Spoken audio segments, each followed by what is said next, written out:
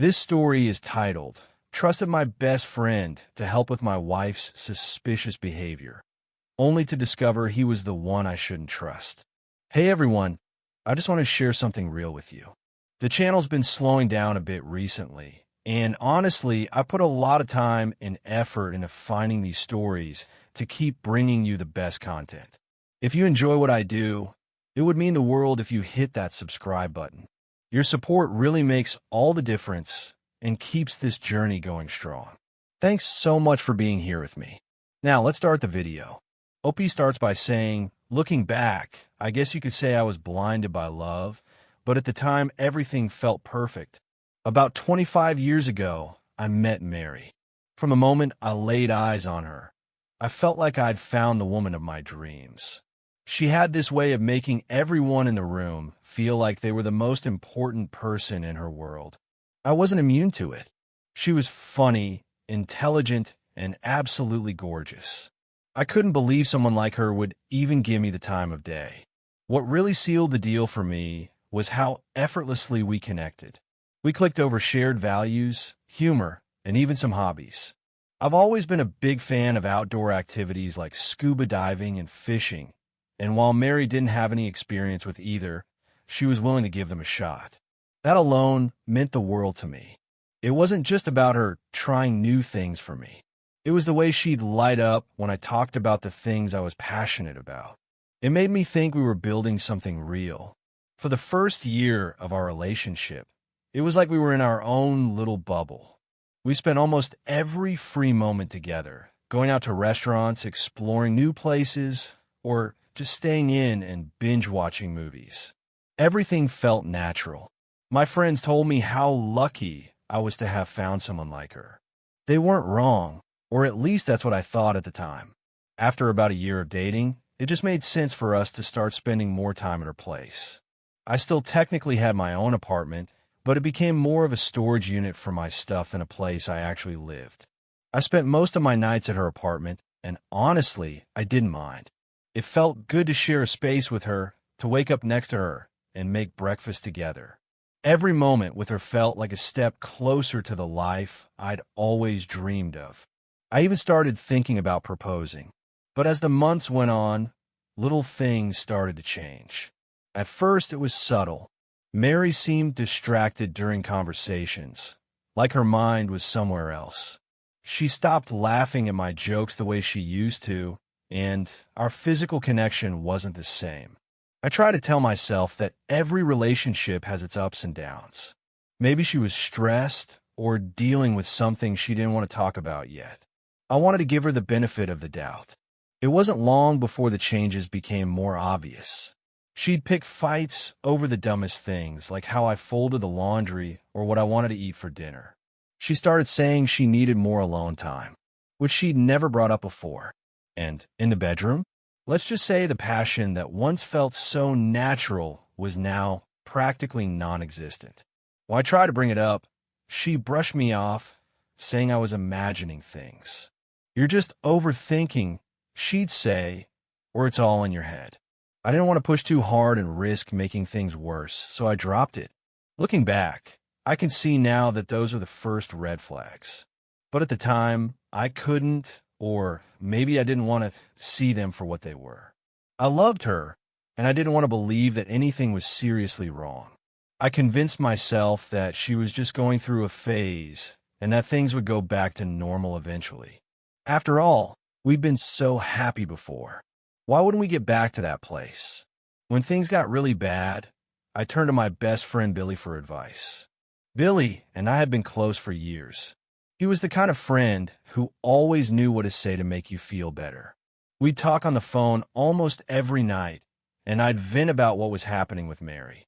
I told him how distant she'd been, and how I was starting to wonder if there was someone else. Billy always reassured me, telling me that I was a great guy, and that Mary would be crazy to leave me. Just give her some space, he'd say. Or maybe she's stressed about something and doesn't know how to talk about it. His advice always seemed reasonable, and I trusted him completely. In hindsight, those conversations with Billy were the most painful part of the whole situation. At the time, though I had no reason to doubt him. I was grateful to have someone to talk to, someone who seemed to genuinely care about what I was going through. I even shared with him the steps I was taking to figure out what was really going on with Mary. I told him about the times I tried to catch her in a lie, or the nights I stayed up late wondering if she was out with someone else. Billy was always there to listen, and I leaned on him more than I probably should have. Despite Billy's advice, things with Mary didn't improve.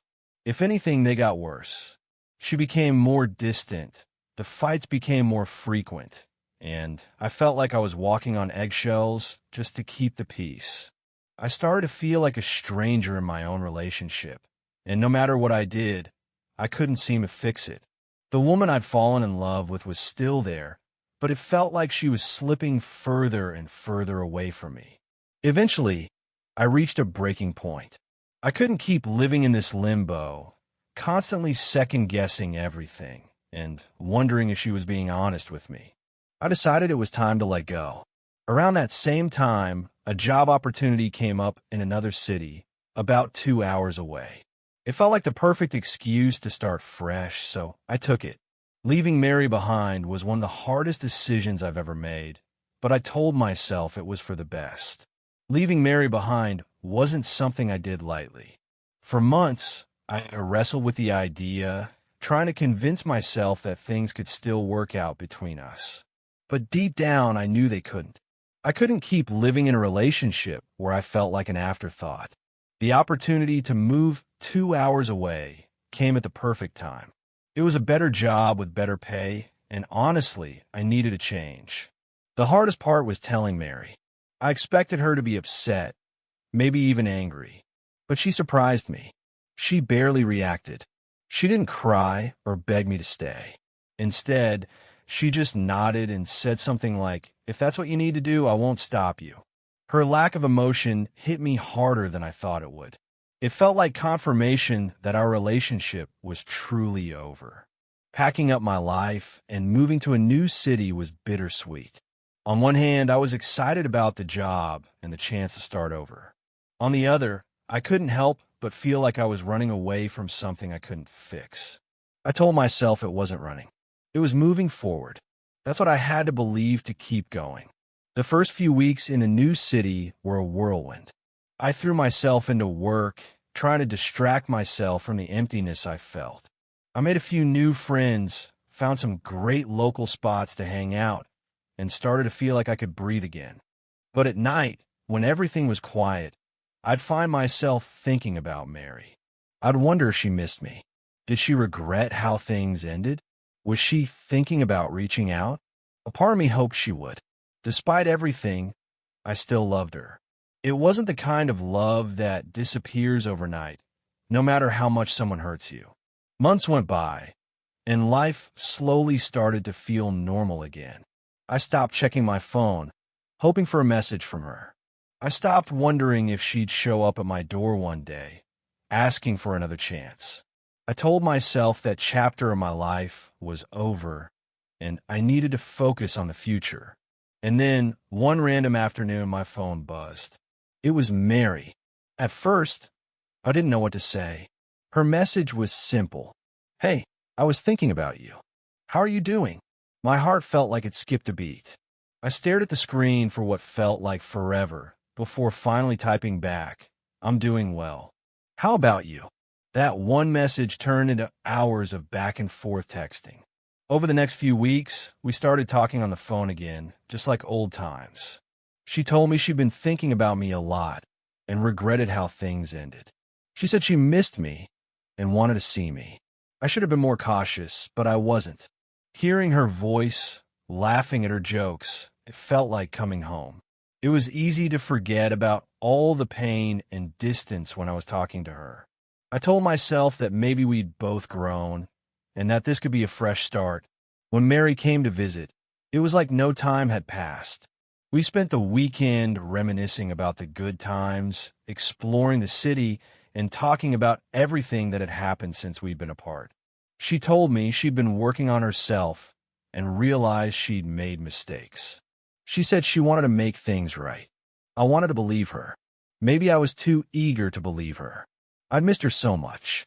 And hearing her say she wanted to fix things made me feel like all the hurt had been worth it. By the end of her visit, we decided to give our relationship another shot.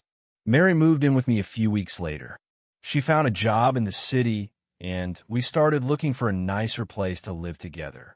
It felt like a dream. I told myself that this time would be different. This time, we'd make it work. But even as we were planning our future together, there were small moments that made me pause. Like when I'd catch her looking away when I brought up the past. Or when she'd change the subject whenever I asked about the things she'd been up to while we were apart. I told myself it didn't matter. What mattered was that we were together now. As we prepared to move into our new apartment, I started going through old stuff to make packing easier. I was excited about this new chapter in our lives and wanted to leave behind anything that didn't feel necessary. Mary said she'd help, but she was busy visiting her family that weekend. I didn't mind. It gave me a chance to sort through my things without distractions. I spent hours digging through old boxes, flipping through notebooks, and tossing out anything I didn't need anymore. That's when I found it. Mary's journal. At first, I didn't think much of it. It was tucked into a pile of old notebooks, and I figured it was just another one of her random things. But something made me stop and open it. I wasn't looking for anything specific. I was just curious. What I found changed everything. Finding Mary's journal felt innocent at first.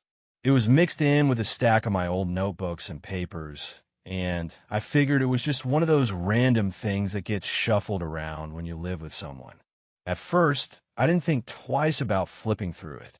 I thought I'd maybe find some old shopping lists, doodles, or notes she jotted down about work. But the more I flipped, the more I realized what I was looking at wasn't random notes or harmless musings. It was personal, really personal. I knew I shouldn't be reading it, but something stopped me from closing it. Maybe it was the curiosity, or maybe it was a gut feeling that I couldn't ignore. Either way, I kept reading. The first few entries seemed harmless enough. She'd written about her day, random thoughts, and feelings about work or friends. But then a few pages in, the tone shifted. The entries became more about me, and not in a good way. She wrote about feeling bored in our relationship, how she felt like I didn't challenge her enough, and how she missed the excitement of being single. Those words stung, but I kept going, and then I found it. The entries about Billy. It wasn't just one or two mentions. It was pages upon pages of graphic details about their affair. She described how it started, where they'd meet, and what they'd do. She didn't hold back. She wrote about their physical connection in ways that made my stomach turn. I won't repeat most of it, but there was one line that stuck with me even after all these years. She described their relationship as wild and thrilling compared to the comfortable and predictable life she had with me. I couldn't breathe. My hand was shaking as I turned the pages, reading about how they'd laugh at me behind my back. She wrote about how Billy knew everything I was doing to try to catch her cheating because I'd unknowingly told him all my suspicions. That realization hit me like a truck. The person I'd trusted the most, the person I'd confided in during one of the hardest times of my life, was the same person stabbing me in the back. I can't describe the pain I felt in that moment. It wasn't just anger or sadness. It was complete devastation. My entire world came crashing down in an instant. I remember feeling physically sick. I ran to the bathroom and threw up, my mind racing with images of the two of them together, laughing at me, betraying me. I went back to the journal, hoping, praying that I'd misunderstood something, that maybe there was some kind of explanation that would make it all make sense. But the more I read, the worse it got. She documented everything. The times they'd met up, the lies she'd told me, even little jokes they'd shared about how clueless I was. One entry stood out more than the rest. She wrote about a barbecue at Billy's house, one I hadn't been invited to, but ended up showing up at anyway. I thought it was odd at the time that he'd forgotten to invite me, but when I walked in, everyone acted like nothing was wrong. I stayed for a little while, but left because the vibe fell off. In a journal, Mary wrote about how panicked they were when I showed up and how they'd laughed about how oblivious I'd seemed. Reading those words made me feel like the biggest fool in the world. I trusted these people, shared my life with them, and they'd been laughing at me the whole time. When I finished reading, I sat there for what felt like hours, staring at the journal in disbelief. I didn't cry. I think I was too numb to feel anything other than shock.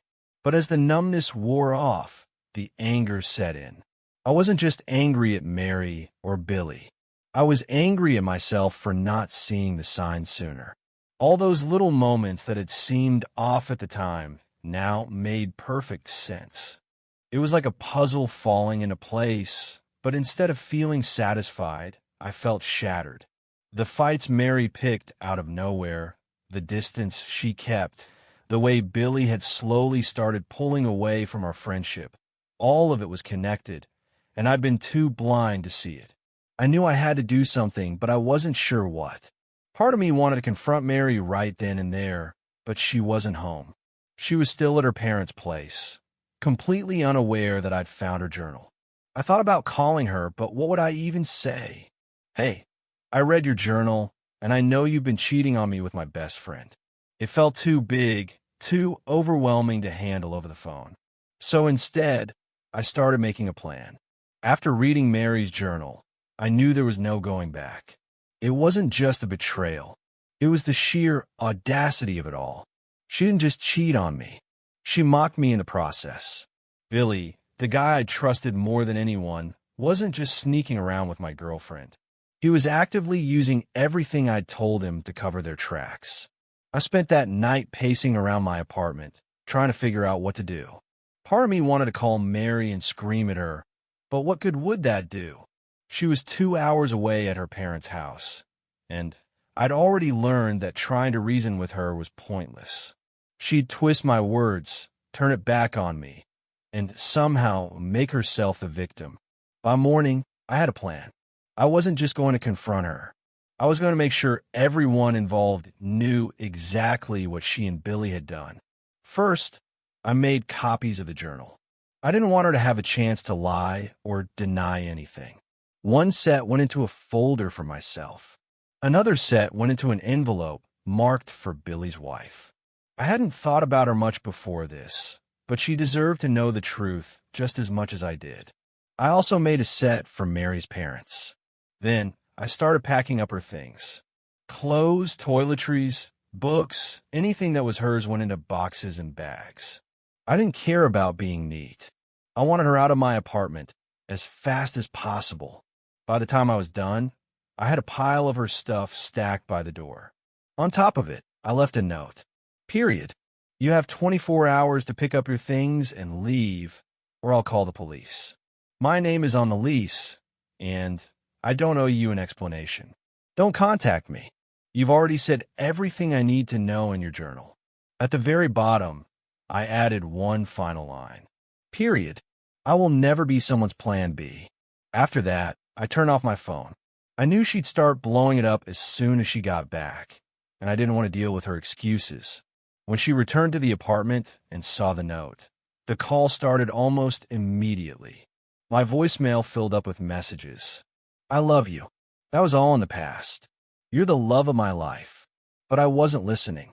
I didn't care about her crocodile tears or her sudden realization that she'd made a mistake. She didn't regret cheating on me. She regretted getting caught.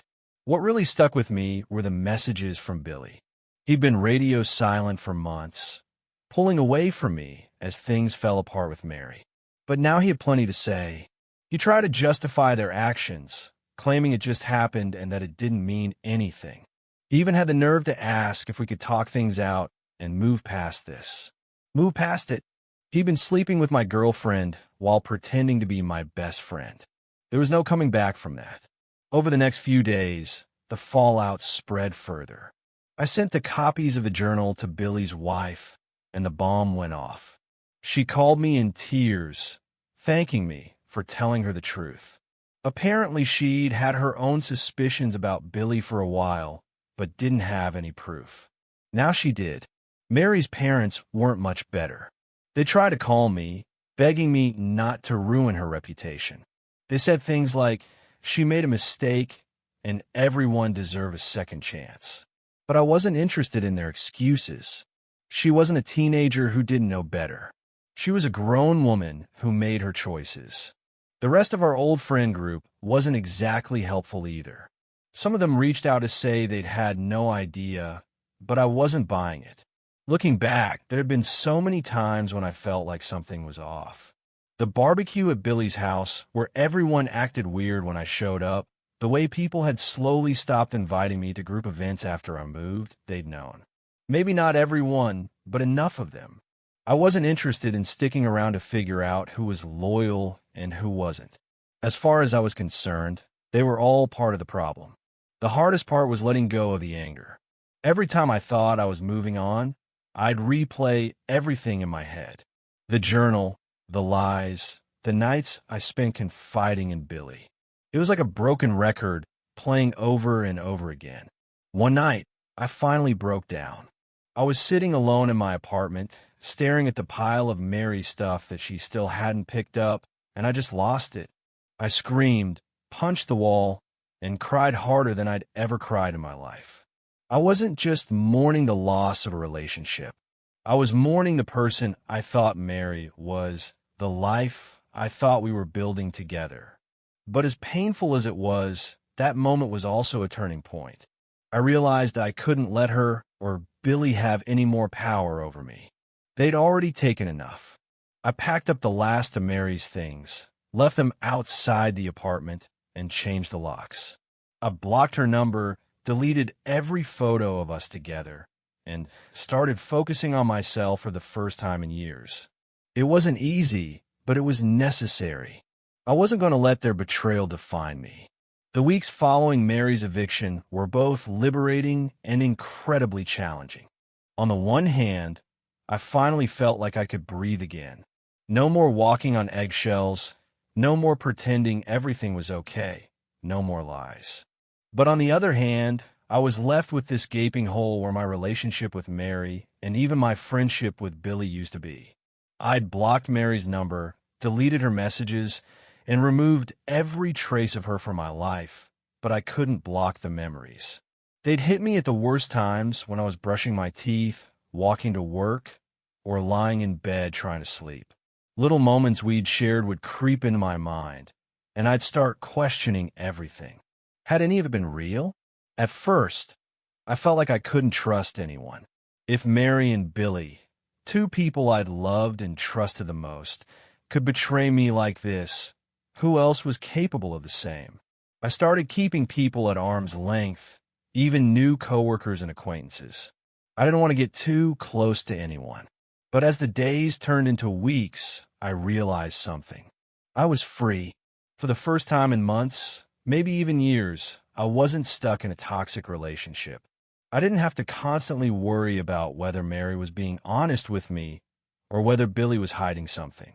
I could focus on myself, and that was exactly what I did. I threw myself into my work, taking on extra projects and staying late to prove myself. My boss noticed, and within a few months, I got a promotion. It wasn't just about the money, though. It was about regaining my confidence. After everything that had happened, I needed to feel like I was good at something, like I was worth something. Outside of work, I started picking up hobbies I neglected during my relationship with Mary. Scuba diving had always been a passion of mine, but I hadn't gone in years because Mary never felt like it. Now, I didn't have to ask anyone for permission. I joined a local dive club and spent my weekends exploring underwater caves and reefs. It was peaceful, quiet, and exactly what I needed to clear my head. I also started making new friends. At first, it was hard to let people in, but the dive club was full of like-minded folks who didn't come with any of the baggage from my old friend group. Slowly but surely, I started to rebuild my social circle with people who genuinely cared about me. As for Billy and Mary, I stayed as far away from them as possible. I heard through the grapevine that Billy's wife had kicked him out after reading the journal. Apparently, their marriage had been rocky for years, and this was the final straw. He moved back in with his parents, which felt like poetic justice for a guy who thought he could have it all. Mary, on the other hand, didn't take her eviction as gracefully. She sent me a letter. Yes, an actual handwritten letter, begging for forgiveness. She said she was a different person now, and that she wanted a chance to make things right. She claimed she'd been lost when she cheated on me, and that she'd never loved anyone the way she loved me. I didn't respond. It wasn't about holding a grudge or wanting revenge. I just didn't care anymore. I'd spent too much time and energy on people who didn't deserve it. Responding to her letter, even to tell her off, would have been giving her more attention than she deserved. Years passed, and life moved on. I eventually moved out of the city to take an even better job, leaving behind the last remnants of that chapter of my life. I heard less and less about Mary and Billy as time went on, which was exactly how I wanted it. Then, one day, something unexpected happened. I met someone. Her name was Anna, and she was unlike anyone I'd ever met before. We were introduced through mutual friends, and from the moment we started talking, I felt a connection I hadn't felt in years. She was kind, funny, and down-to-earth. Everything Mary had pretended to be, but never was. At first, I was cautious. I didn't want to rush into anything or let my past experiences cloud my judgment. But Anna was patient with me. She understood that I had baggage and never made me feel bad about it. Over time, I realized that she was the real deal. We started dating, and before long, I knew she was the one. This time, there were no doubts, no red flags, and no hesitation. When I proposed to Anna, it wasn't out of fear of losing her or trying to fix something broken. It was because I genuinely wanted to spend the rest of my life with her. Fast forward to today, Anna and I have been happily married for over 20 years. We've built a life together filled with love, trust, and respect. We have two amazing kids who light up our world, and I couldn't be more grateful for the second chance at happiness I've been given. Looking back, I'm glad I found Mary's journal. It hurt like hell at the time, but it was the wake-up call I needed. If I hadn't found it, I might have spent the rest of my life settling for someone who didn't truly value me. The lesson I learned from all of this is simple. Never ignore the red flags. If something feels wrong, trust your gut.